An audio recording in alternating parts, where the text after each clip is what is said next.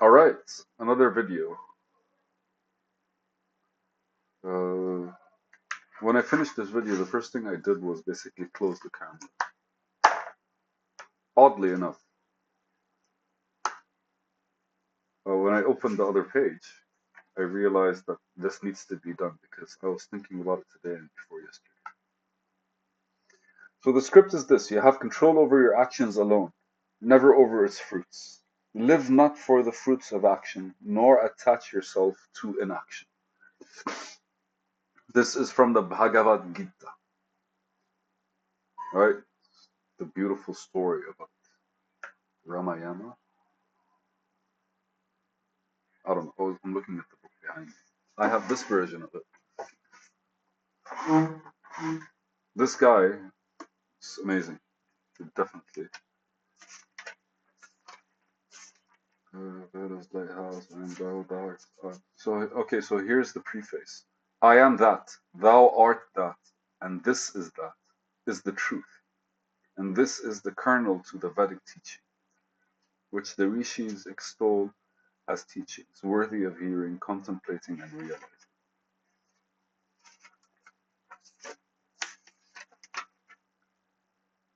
God alters the story.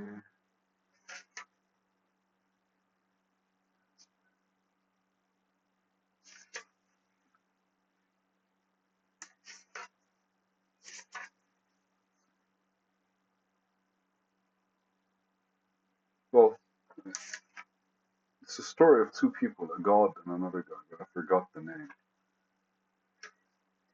And there's basically, they have to fight. There's an army.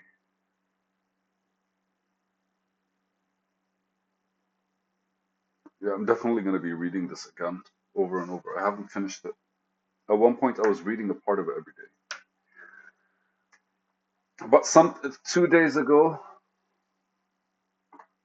yesterday, I was walking and I was thinking of arrogance. Okay? And I was looking at a waiter or something, or a street or a building, or two people basically sitting on the side of the road. I'm just like going back in my memory. Two girls having a discussion. And they were saying I am and I am, and they were kind of like having these forms of declarations, right? When like, I am smart, I am crazy, I am, I don't know, whatever it is. Like when you're declaring these things, uh, I my mentally, right? I was walking. I didn't give a fuck, man. Who the fuck are you? Do your thing, live your life. But I lately I've been picking up the habit. If I were to lecture somebody or have a discussion about what they're talking, what would I point at?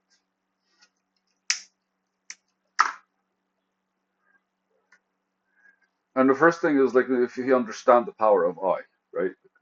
I as a metaphysical structure, I guess. For me, the I is the extension of the universe. It's basically like what what comes out from the opening of our connection to the universe. Is not really the soul. Is the extension of the universe that makes the soul. Basically, it's that part that kind of is unique because like the universe is just like everywhere. Right? So for me, man, it's just like a very trippy thing. And I was like, can a guy who built basically a building look at the building and be like, I built this? Because the truth is, regardless if he built it from scratch, but the building is the end result. And then I was like, am I the person that drew the line, or am I the person that moved the pen on the paper in order for the line to get drawn? So technically, I didn't draw the line, the pen did. But what I did was I moved the pen. So for some reason that kind of like clicked intensely, and I actually wrote something about it. Let me read what I wrote about it.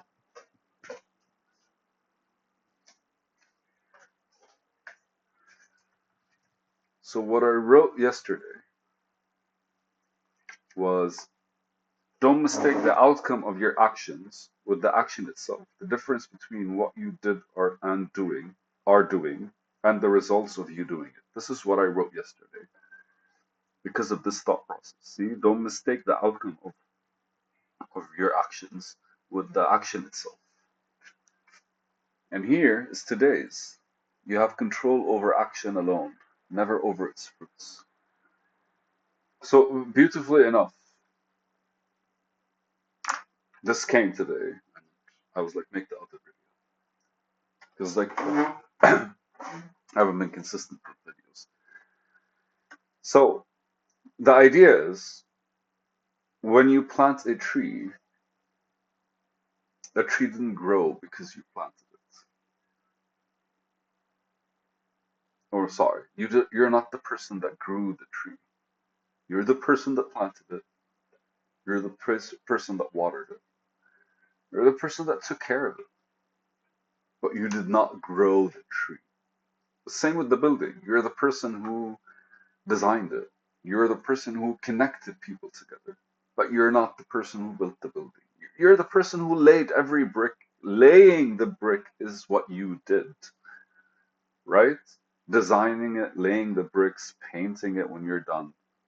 Then a building showed up as the combination of these actions. So you have control over your action alone, which means you decide what to do, but the outcome of your actions, the fruits of your actions, are not under your control. And I think the modern world is missing that. Mainly because all we do is plan. So there's a good structure in planning, I'm not going to say no. But I feel planning comes with a lot of rigidity. And that is a very, it's basically, it contradicts the way the world works. Because if I'm planning to go in this direction and then something happens, I go in the different direction. Or when the plan instantly changes. So the more you plan, you kind of have to plan for all changes, right? And ultimately, are you really planning or are you just kind of like preparing one step at a time? It's no longer a plan. What you're doing is establishing a more dynamic approach, maybe. If this happens, we can do this. All right. Technically, it's a plan. It's not a well thought of plan, but like when that happens, we'll think of how to handle it. We'll process it. We'll engage with that current situation in order to like deal with it differently. That makes a lot more sense. I personally, I took this to heart very much so because when I kind of most of the time, specifically that I'm having a startup and I'm trying to build something that's kind of unique. You forget you're quick to forget, and it's the nature of how your mind works. Once you're focused on something, it takes you out of yourself. You're quick to forget how why you started. You start, I'm doing this for this reason, and that kind of like piggybacks because sometimes you have to think 10 steps ahead, and then whatever you're doing right now becomes very much like it loses the detail.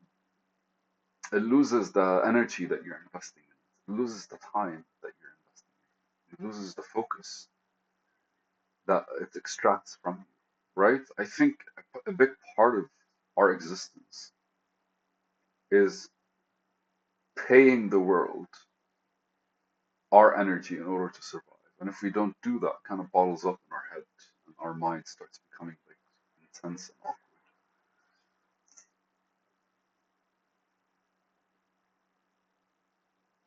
I'm glad I got to read this today and think about different things. I'm glad it was pointed out yesterday.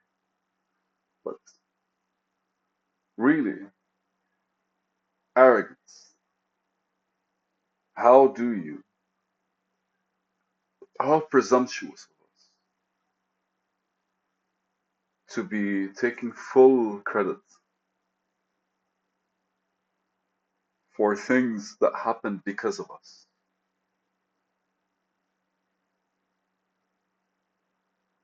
When we take full credit for things that we did, we're reducing our existence in this world uniquely to ourselves.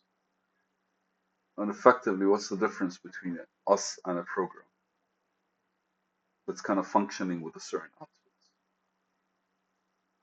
What's the difference between us and a machine? How could we, and I say, how dare we, disregard everything else that happens in unison and harmony around us in order for the outcome to happen? You are watering the plants, but that's something you learned. The plant grows on its own. It needs water to grow, but that's something you figured out. You are the one who planted it because it needs soil to grow, but that's something you figured out. You did not create the soil. Soil deserves credit. Water deserves credit. All you're doing is pouring. You could pour fucking ethanol. You can fucking pour fuel, diesel, gas, and kill the fucking plants. Your action is pouring. What you put in the actual like bottle to pour is also an action, a choice. And I think basically this is a reminder that we cannot disregard everything else just because we've zoned in on what we want and disregarded what we're doing, allowing us to disregard what we're doing. Fun times, man. I love you guys. It's a video.